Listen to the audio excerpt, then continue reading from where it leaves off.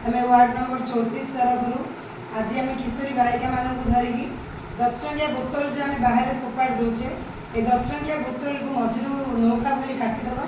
काटिकी आम दुई पटे रस्सी बांधिकी प्रत्येक गचर गोटे गोटे लगे किशोरी बालिका मानक कहवा निज निज घर पाखे हो कि आखपाख अंगनवाड़ी आखपाख अंचल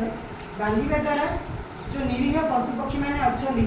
अंततः पक्षी मैंने गचर बसिकी पानीटा पी पारे शोष मेटे पारे एति तो साहय आम मानविकता हिसाब से करें जेहेतु आम कथा पाचे बुझीपारे कहीपे कि पक्षी मैंने किसी कहींपारती बुझीपारती